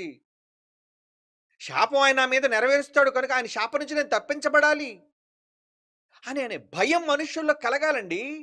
మోషే అంతటి వాడిని విడిచిపెట్టలేదు. మనం ఎంతటి వాళ్ళం అండి? మోషేలోని సహనం, సాత్వికం, నాయకత్వం, ప్రేమ మనకుందా? అబ్బే! నన్నడిగితే మోషే గారి పాద ధూళికి సరిపోను నేను. ఎందుకంటే ఆయనెక్కడ? మనమెక్కడ? ఆయన నాయకత్వం ఏంటి? ఆయన దేవుని గురించిన ఏర్పాటేంటి? ఆయన యొక్క నిబద్ధత ఏంటి? ఆయన యొక్క సహనం ఏంటి? అబ్బా! యేసును కూడా ఆయనతో పోల్చారండి. సాత్వికుడు, నా ఇల్లంతట్లో నమ్మకమైన వాడు, ఇంత గొప్ప మాటలు పలికిన దేవుడు, ఏవండీ కేవలం తన ప్రజలను ఒక మాట అన్నందుకు శాపం ఇచ్చేశాడు. అంటే శాపంతో దేవుడికి తన పర సంబంధాలు లేవు, ఉండవు. పుస్తకాన్ని ఇంటికి పంపించేస్తాడు. పోస్ట్ అంటారు. గతంలో అండి అమెరికాకి యుద్ధాలు జరిగినప్పుడండి, అమెరికా మీద దాడులు జరిగాయి కదా! అప్పుడు వాళ్ళ ఆఫీసులకి ఈ తీవ్రవాదులు, ఉగ్రవాదులైన వాళ్ళు ఏంటంటేనండి పౌడర్ పంపించేవారండి. అంటే ఆ పౌడర్ పీలిస్తే చాలు జబ్బు. ఆ పౌడర్ చేత్తో ముట్టుకుంటే చాలు జబ్బు, ప్రాణాపాయం. అలాంటివి చేశారండి వాళ్ళు. అలాంటిది మీ ఇంటికి పుస్తకం వచ్చిందనుకోండి. మీరేం చేస్తారు? అబ్బా! భలే భలే పుస్తకం వచ్చింది. ఇప్పగానే శాపగ్రంథం అని ఉందనుకోండి. టక్కన వదిలేస్తారు. బాబోయ్! శాపగ్రంథం వచ్చేసిందేంటి మాకని. ఏవండీ? అలాంటి పుస్తకాలు నిజంగా మాకు రావాలండి, దేవుడు పంపలేండి అనుకున్నారా? మీరు అనుకుంటున్నారేమో, ఎప్పుడో మీ ఇంటి మీద వాలిపోయి ఉంది శాపగ్రంథం. ఆ! నీ నెత్తి మీదకొచ్చేది కూర్చొంది శాపపు పుస్తకం. హ్మ్. కావాలా? వద్దండి బాబు, ఈ పుస్తకం మనకొద్దు. జీవగ్రంథం గావాలి, ఆశీర్వాద పుస్తకం మనకు కావాలి గానీ, ఈ పుస్తకాలు ఎందుకండి మనకి? ఇస్తాడు దేవుడు నువ్వొద్దనుకున్నా. ఎప్పుడు? నువ్వు ఆయనకు అనుకూలంగా బ్రతకకపోతే, నీ కుటుంబం ఆయనకు అనుకూలంగా నడవకపోతే, నీ దేశమైన ఆయనకు అనుకూలంగా ఉండకపోతే, నీ మీద ఈ 2 అభియోగాలు దేవుడు అనుకుంటే, నువ్వు దొంగతనం చేసినా, లేదా తప్పుడు మాటలతో దేవుడికి కోపాన్ని తెప్పించి అప్రమాణం చేసినా, ఈ రెండిట్లో ఏది కనబడిన శాప గ్రంథం నీ మీదకొచ్చేసిందన్నట్టే. శాపం. దేవుడు అంటున్నాడు. ఏవండీ ఈ మాటలు విన్నప్పుడు భయపడాలా వద్దా చెప్పండి? ఆ! భయపడాలి. భయపడాలి. ఎందుకో తెలుసా? ఆయనకి చిన్న, పెద్ద నా తేడా లేదు. ప్రభువా! ప్రభువా! చిన్న పిల్లలు కదా ప్రభువా! ప్రభువా! ప్రభువా! ఆడోళ్ళు కదా ప్రభువా! ముసలోళ్ళు కదా ప్రభువా! ఆళ్ళ మీద ఏంటి ప్రభువా! నో. చూస్తారా మాట? అంటే దేవుడు శాపం ఇవ్వాలి అనుకున్నప్పుడు కఠినంగా మారిపోతే ఇక ఎవ్వరిని లెక్క చేయడు. ఆడదని చూడడు, మగాడని చూడడు, పసివాడని చూడడు, పెద్దవాడని చూడడు. చూస్తారా మాట? రెండో దినవృత్తాంతాల గ్రంథం 36వ అధ్యాయం. రెండవ దినవృత్తాంతముల గ్రంథం 36వ అధ్యాయం 15-17 వచనాలండి. 15-17. రెండో దినవృత్తాంతాల గ్రంథం 36వ అధ్యాయం 15 నుంచి చదువుతున్నాను చూడండి. వారి పితరుల దేవుడైన యెహోవా తన జనులందరూ తన నివాస స్థలమందు కటాక్షము గలవాడే వారి ఎదుగు తన దూతల ద్వారా వర్తమానం పంపుచూ వచ్చెను. కటాక్షం. ఆయనకున్న అందరి మీద కటాక్షం, అనుగ్రహం, ప్రేమ. హ్మ్. ఆయన పెందలగడనే లేచి అందరి దగ్గరికి పంపుతున్నాడు. అరే నాన్న వినండ్రా, వినండ్రా, వినండ్రా, బాగుపడండ్రా, రండ్రా క్లాసులు చెప్తున్నావు నేర్చుకోండ్రా. ఆన్‌లైన్‌లో క్లాసులు చెప్తున్నావు వినండి నాయనా. సేవ కోసం వెళ్ళండి నాయనా. మీ చేతనైనంత ఇవ్వండి నాయనా. చెయ్యండ్రా నాయనా. ఇవన్నీ వార్తలు వినబడుతున్నాయి. ఏమని? రండి. మీ త్యాగాలు చేయండి. మీ సహకారం అందించండి. మీరు పాల్గొనండి. మీరు రండి, కష్టపడండి, ఇవ్వండి. ఇవన్నీ ఏంటి? వార్తనలు, సూచనలు మీకు వెళుతున్నాయి. హ్మ్. కటాక్షము గలవాడే వారి యొద్ద తన దూతల ద్వారా వర్తమానం పంపుచున్నాడు. నేనొక దూతని. నేను చెప్తున్నానిక్కడ. ఈ ఆదివారం చెప్తున్నాను ఏంటి? నా తర్వాత ఇంకొక వృద్ధ దూత వస్తది. నాకన్నా పెద్ద దూత. ఆ దూత కూడా మీకు చెప్తుంది. శనివారం, ఆదివారం ఈ దూతలన్నీ ఏం చెప్తున్నాయి మీకు? ఏవండీ? ఈ దూతల ద్వారా దేవుడు మీకు వర్తమానం వినిపిస్తున్నాడు. పెందలగడ లేచి పంపుచూ వచ్చును 16 వచనం. వారు దేవుని దూతలను ఎగతాళి చేయొచ్చు. గొప్ప చెప్పావులే. నువ్వు చెప్తే మాకు జరిగేదే ఏంటి? మాకు తెలీదా బైబిల్‌లో? ఇలా అనుకున్నోళ్ళు కూడా కొంతమంది ఉంటారండి. బయటికి అనరులెండి. మనతో చూస్తూ నవ్వుతుంటారు గానీ, దరిద్రుడా! నువ్వు మాకు చెప్పేది ఎట్లరా పోరా అనుకుంటారు. అవునండి. ఉంటారు అలాటోళ్ళు. మీలాంటోళ్ళ కోసమే దేవుడు ఈ మాటలు చెప్తున్నాడు. ఏమని? వారు దేవుని దూతలను ఎగతాళి చేయొచ్చు. ఆయన వాక్యమును తృణీకరించరు. పోరా! నువ్వు చెప్తే మాకు జరిగేదా? మాకేమన్నా ఊడిపోయేదా నెత్తి మీద ఉన్న వెంట్రుకలు? పోనీ మాకేం పోయేది లేదు. ఎగతాళి. చెప్తే ఎగతాళి. ప్రతిదానికి వెటకారం. చాలులే. మళ్ళా ఒక ఒక వికటాట్టహాసం ఎలాంటిదంటే ఇలా నవ్వితే ఎలాగుంటదండి చెప్తున్నప్పుడు? కొంతమంది చూడండి నవ్వుతూనే ఇసిరేస్తారండి. ఏమి లేదు అంటే, "ఆ! చాల్లే నువ్వు మాకు చేసిన వాడివి, నువ్వు నాకు చెప్పేవాడు మాకేదో జరిగింది." అది వికటాట్టహాసం అంటారు దాన్ని. అలా ఎగతాళంటారు దాన్ని. ఇలాంటి నవ్వులు, ఎగతాళిలు చేస్తే ఇప్పుడు చెప్తున్నాడు చూడండి 16 వచనం. వారు ఆయన దూతలను ఎగతాళి చేయుచు ఆయన వాక్యమును తృణీకరించుచు ఆయన ప్రవక్తలను హింసించుచు రాగా నివారింప సఖ్యము కాకుండా యెహోవా కోపం ఆయన జనుల మీదకి వచ్చెను. దిగిపోద్దట. మేము చెప్తున్నప్పుడు వినలేదో ఎవడైనా దించేస్తాడు. ఏంటి? ఆయన కోపం దిగుతది. ఆయన శాపం దిగుతది. చెప్పినప్పుడు విను. నీ మంచి చెప్తున్నప్పుడు విను. తృణీకరించొద్దు. ఏవండి? తృణీకరణ. ప్రతిదానికి తృణీకరణే. నువ్వు చెప్పింది మేము చెయ్యాలా? నువ్వనుకున్నది ఇప్పుడు నువ్వు జెప్తున్నావు. మేము చెప్పాలా దాన్ని? మేము దాన్ని పాటించాలా? అనుకుంటారండి చాలామంది. హ్మ్. అందుకు దేవుడేమంటున్నాడు?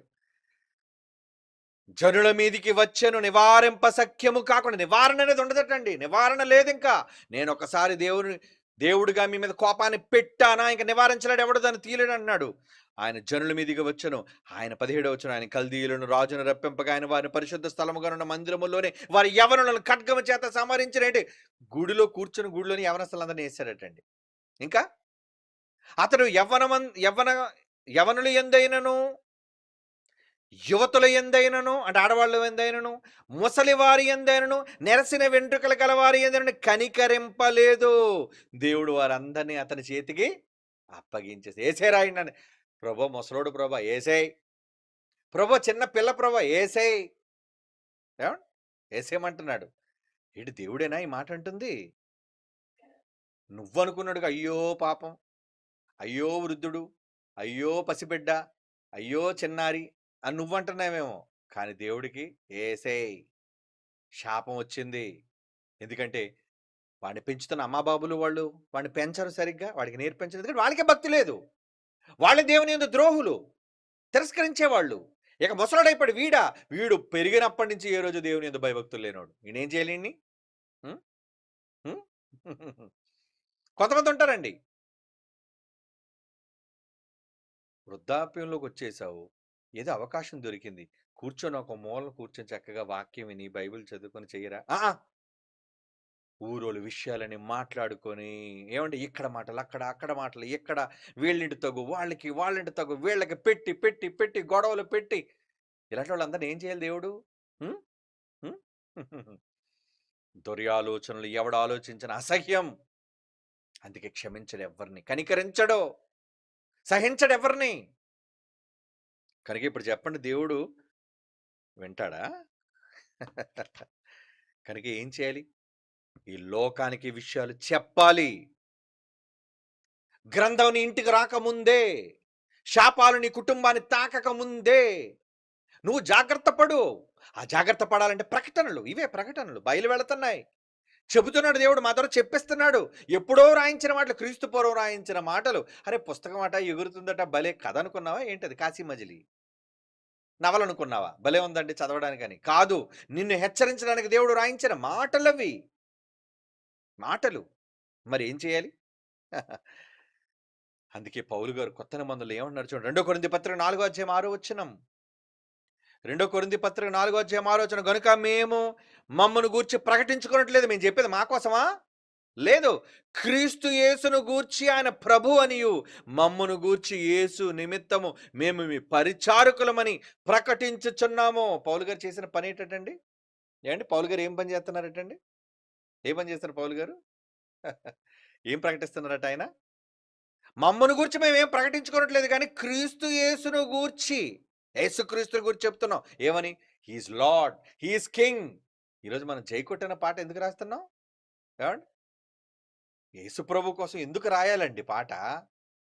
యేసుకి ఎందుకు జై కొట్టాలో ఆ పాట మీరు వింటే నిజంగా ముందే చెప్తున్నా ఏమండి గొప్పలు కాదు.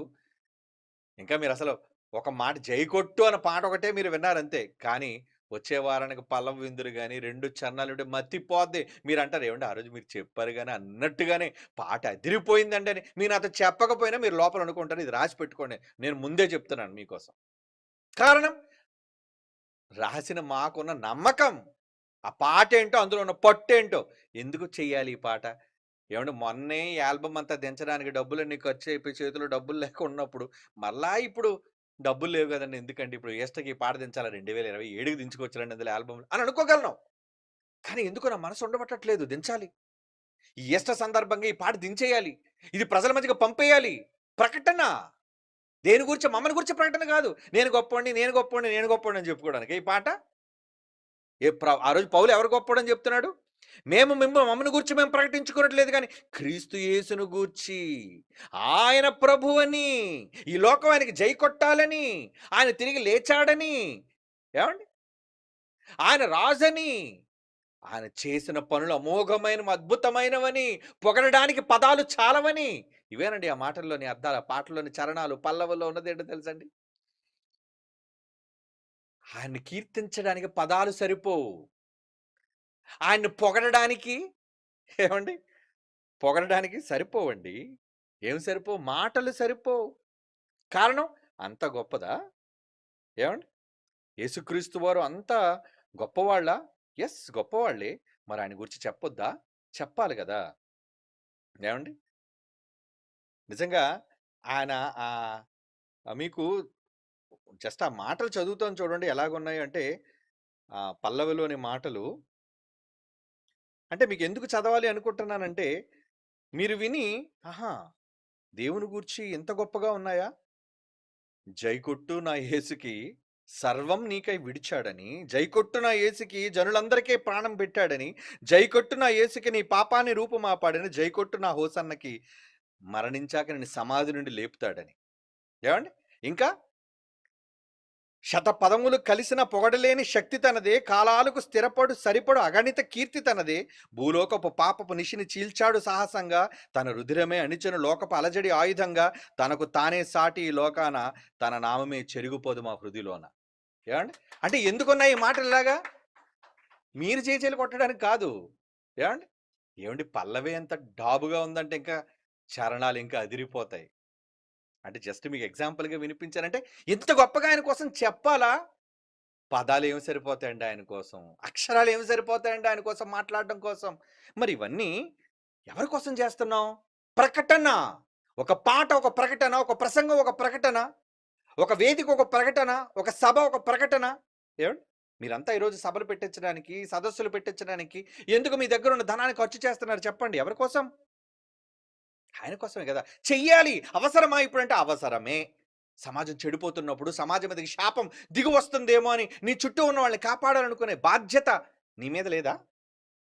యేసుప్రభు ఎందుకు పెందలగడని లేచి వెళ్లి చెప్పాలి? ఆయన ఎందుకు తన శిష్యులందరినీ కూడా సర్వలోకానికి వెళ్ళమని ఆయన ఎందుకు ఆదేశించాలి? కాపాడడానికే కదా! కాపాడమనే కదండీ ఆయన చెప్తున్నాడు. ఏవండీ? దేవుని పిల్లలారా, ఒకసారి ఆలోచించండి. ఈ ప్రకటనలు చేసి మనుషుల్ని హెచ్చరిస్తే, శాపం వాళ్ళ మీదకి రాకుండా ఉంటాదని చెబుతున్నాం. ఏవండీ యోనా బలవంతంగా వెళ్లి వాళ్ళకి చెప్పకపోతే శాపం వచ్చేసేదా లేదా చెప్పండి నినివే వాళ్ళకి? వెళ్లి చెప్పాడు. వాళ్ళ మనసు మార్చేసుకున్నారు. మనసు మార్చేసుకొని గోను పట్టు కట్టుకొని చివరికి వాళ్ళ ఇంటిలో ఉన్న ఒక పశువు కూడా పచ్చి మంచినీళ్ళు కూడా ముట్టించుకోకుండా ఏవండీ ముట్టించకుండా వాళ్ళు ఉపవాసం చేసి దేవుడిని పశ్చాత్తాపంతో వేడుకున్నారు. దేవుడు వాళ్ళ మీదకి రానివ్వకుండా కీడును ఆపేసాడండి. ఆపేసాడు. శాపాన్ని ఆపేసాడు వాళ్ళ మీదకి రానివ్వకుండా. దేన్ని బట్టి? యోనా చేసిన ప్రకటన. మరి మీరు చేస్తున్నారు ప్రకటన. మీకు వాయిస్ లేదు, చెప్పలేరు. మేము జేస్తున్నాం గదా! ఒక పాట ద్వారా చెబుతున్నాం, మాట ద్వారా చెప్తున్నాం. మాలాంటోళ్ళకి మీరు సపోర్ట్ చేస్తారా? చెయ్యరు. ఏవండీ? మళ్ళా ఇందులో ఎవరి ఇండివిడ్యుయాలిటీ వాళ్ళది. ఏవండీ? అయ్యో! యూనివర్సిటీ వాళ్ళు లేదంటే సంఘం వాళ్ళు అంత గొప్ప పాటలు రాస్తున్నారు గదా! మనం వాళ్ళకి సపోర్ట్ చేద్దాం అని ఉండదండి. నేనొక పాట రాసాను. నేను ఎంత డబ్బులు ఖర్చు పెట్టానో ఈ పాటను ముందు నేను చెప్పేయాలి. కానీ నువ్వు చేసేదానికి, బయట వాళ్ళు చేసేదానికి తేడా ఉందా? లేదా? ఉంటుంది. ఆ తేడా ఏంటో మీకు తెలుసు. అంటే ఒక సబ్జెక్ట్ ఉన్నవాడు చెప్పేదానికి, నువ్వు నా మామూలుగా ఓకే. నువ్వు రచయిత కాదని కాదు, నువ్వు చెయ్యలేవని కాదు, ఎవరినో నిరుత్సాహపరచాలని కూడా కాదు. కానీ ఎక్కడ ఏది నాటితే, ఎక్కడ ఏది ప్రజల మధ్య క్లిక్ అవుతుందనేది ఆలోచించాలి గదా! స్వార్థం అందులో. ఏంటి? ఇందులో నా పేరు కనబడాలి, నేను సింగర్‌గా కనబడాలి, నేను రచయితగా కనబడాలి. ఏవండీ అలాగని ఏదో పాటలు రాసిన వాళ్ళని తృణీకరించాలని నేను చెప్పట్లేదు ఈ విషయం. నువ్వు చెయ్యు. కానీ నువ్వు నీ కోసం చేస్తున్నప్పుడు ఒక సంఘంగా ఒక సంఘం అంతా కలిసి చేస్తున్నప్పుడు నువ్వెందుకు ఆ పాట కోసం లేదంటే ఆ మాట కోసం నువ్వెందుకు సహకరించలేకపోతున్నావు? సహకరించరు. స్వార్థం. ఇది పనికొస్తుందా? ఇది తప్పు కదా! ఏవండి? ప్రజల మధ్యకు ఎలాగైనా దేవుని గూర్చిన వార్తను తీసుకొని వెళ్ళి, ఈ సమాజం రక్షింపబడ్డానికి, దేవుని ఉగ్రతకు లోను కాకుండా, ప్రజలందరూ ఆ దేవుని గూర్చిన జ్ఞానాన్ని కలిగి ఉండడానికి కదా మన ప్రయత్నం అంతా. మన మాటైనా, పాటైనా, మన పరిచర్య అయినా. ఇంతటిని గూర్చి మనం ఆలోచిస్తుంటే ఇందులో మనలో కూడా చాలామంది పక్షపాత ధోరణితో, ఒకరంటే ఒకరు అసూయలతో, కలహాలతో, వివాదాలతో ఉండిపోతే ఏవండి? ఊరకనే వృధాగా ఎదుటి వాని మీద ఒకవేళ నువ్వు అసూయ, ద్వేషంతో నీ మనస్సులో ఉంటే నీకు శాపం రాక ఏమవుతుంది చెప్పు? ఎప్పటికైనా మనస్సులు మార్చుకోవాలి మనం. పొరుగువాని మీద మనకేమైనా ద్వేషాలు ఉంటే మానుకోవాలి మనం. మంచిగా ఉండి దేవుని కోసం ఎలా బ్రతకాలి, నేనేం చెయ్యాలి, ఎదుటివాడిని దేవుని కోసం ఎలా బ్రతికించాలి అన్న ఆలోచనతో మనం ఉండాలే గాని, పగలు తీర్చుకోవడానికో, ప్రతీకారాలు తీర్చుకోవడానికో, ఏవండి? నేనే గొప్పవాడిని అనిపించుకోవడానికో కాదు చేసేది ఈ ప్రయత్నం. అలాంటివి మీరు చెయ్యకూడదు. చెయ్యకూడదని దేవుడు చెబుతున్నాడు ప్రియులారా. అందుకే చివరిగా ఈ మాట చదువుకుందాం చూడండి. హెబ్రీ పత్రిక 3వ అధ్యాయం 13, 14 వచనాలు. హెబ్రీ పత్రిక 3వ అధ్యాయం 13, 14 వచనాలు. నేడు మీరు ఆయన శబ్దము వినని ఎడల, ఈ మాటలు వింటున్నారా? ఈ శబ్దం వినబడిందా మీకు? కోపము పుట్టించినప్పటి వలె మీ హృదయములను కఠినపరచుకొనుకుడని ఆయన చెప్పెను. ఒకరోజు ఆ ప్రజలంతా నేను చెప్పినప్పుడు నా మీద విరుచుకుపడ్డారు. నేను చెప్పిన మాట వాళ్ళు వినలేదు, తృణీకరించారు, నా మీద తిరుగుబాటు చేశారు. వాళ్ళ హృదయములు కఠినములైపోయి మీరు అలా కఠినం చేసుకోకుండా పిల్లలారా అంటున్నాడు. ఏమంటున్నాడండి? కోపము పుట్టించినప్పటి వలె మీ హృదయములను కఠినపరచుకొనకుండా ఆయన చెప్పను గనుక 14వ వచనం. పాపముల వల్ల కలుగు భ్రమచేత మీలో ఎవడును పరచబడకుండానట్లు నేడు అని సమయం ఉండగానే ప్రతి దినము ఒకరినొకడు బుద్ధి చెప్పుకొనుడి. బుద్ధి బుద్ధి బుద్ధి. వాక్యం ద్వారా బుద్ధి, పాట ద్వారా బుద్ధి, ప్రసంగం ద్వారా బుద్ధి, మాట ద్వారా బుద్ధి, క్రియ చేత బుద్ధి, సువార్త ద్వారా బుద్ధి, సభ ద్వారా బుద్ధి. ఎన్ని రకాలైన బుద్ధులు మనం చెప్పగలం. చెప్పాలి. చెప్పకపోతే ఎందుకు మీరున్నట్టు? ఏమండి? పిల్లలొచ్చిన దగ్గర మీటింగ్ పెట్టాలి విశాఖపట్నంలో. ఓకే పెట్టండి. ఎక్కడ? కమాన్ ఎప్పుడు పెట్టిన దగ్గర బీచ్ దగ్గర మనం పెడదాం. ఎందుకంటే అక్కడ అనేక మంది ఊరకనొచ్చి కూర్చుంటారు. వాళ్ళకి వినిపించాలి కదా! ఎక్కడో నువ్వు అనుకున్న చోటకి తీసుకెళ్ళి 4 గోడల మధ్య నువ్వు ఎంత ఖరీదా ₹1,00,000 ఇచ్చి నువ్వు అక్కడ పెట్టినా ప్రతివాడు సమయం తీసుకొని అక్కడికొస్తాడా? రాడే. ఏం చేయాలి? అక్కడ పెడితేనే నేనొస్తానని చెప్పేసాను చివరికి. వాళ్ళు కూడా ఫిక్స్ అయిపోయారు. ఓకే అన్న. మేము అక్కడే పెడతాం. చెయ్యాలి. ఎందుకు? మన ప్రకటన ఎక్కువ మందికి వెళ్ళాలి. బయలు వెళ్ళాలి. వాళ్ళ దగ్గర నువ్వు వెళ్ళాలి గాని నీ దగ్గరికి ఆళ్ళు ఎతుక్కుంటూ రారు. అక్కడ ఊరక నుంచి గాలికి కూర్చుంటారు సముద్రం కదండీ! ఆ చుక్కలు చూడడానికి, ఆ అలలు చూడడానికి వచ్చి కూర్చుంటారు. అలాంటి దగ్గరికి నువ్వు వెళ్లి సభ పెట్టావనుకో ఏం చేస్తారు? అరే! ఏంట్రా ఏదో పాటలా ఉంది. తెర మీద కనపడుతుంది కదా! ఎలాగో ఖాళీగా కూర్చున్నాం కదా! అక్కడికెళ్లి కూర్చుందాం ఒకసారి. దేవుని మాట నువ్వు వినిపించగలవు. ప్రకటన బయలు వెళుతుంది. వాళ్ళ హృదయం కఠినములైతే అది వాళ్ళు మారుతారేమో. ఏ పాట మారుస్తుందో, ఏ మాట ఏ మనిషి హృదయాన్ని కదిలిస్తుందో మనకు తెలీదు కదా! మరి ప్రయత్నం ఎందుకు చేయకూడదు? చెయ్యాలి. చెయ్యాలి. అదే దేవుడు చెబుతున్నాడు, హెచ్చరిక చేస్తున్నాడు. ప్రతి దినము ఒకరినొకడు బుద్ధి చెప్పుకొనుడి. తృణీకరించొద్దు. బుద్ధి చెప్పేటప్పుడు వినాలి. అలా విని బాగుపడితే శాపగ్రంథం ఏంటి? ఏ గ్రంథం నీ దగ్గరికి రావడానికి లేదు. నువ్వు కుటుంబంగా ఉన్నా, నువ్వు రాజ్యంగా ఉన్నా, నువ్వు ఒక్కడిగా ఉన్నా, నీ దగ్గరికి ఏ శాపము దేవుడు రానివ్వడు. కారణం నువ్వు దేవునికొక విధేయుడుగా, విధేయత కలిగి, ఆయన పనులలో నువ్వున్నప్పుడు ఏది రానిస్తాడు నీ దగ్గరికి? ఏదో కొన్ని సందర్భాల్లో ఏవండీ శ్రమల పాలు నువ్వయినా మరలా నిన్ను లేవదీస్తాడు, నిలబెడతాడు మరలా నిన్ను. స్థిరముగా నిలబెడతాడు. అలా నిలబడు దేవుని కోసం. అలా నువ్వు నిలబడాలి. నీ కుటుంబం నిలబడాలి. నీ పని కోసం, దేవుని పని కోసం, నీ సంఘం అంతా నిలబడాలి. ఇలా సమిష్టిగా మనమంతా దేవుని పని చేయడానికి ముందుకు వెళ్ళాలి. అలా వెళితేనే ఇదిగో ఈ ఎగిరి వస్తున్న శాప గ్రంథం భయంకరమైన గ్రంథం నుంచి శాపాల నుంచి మనం తప్పించుకోగలం. ఓకే. God bless you.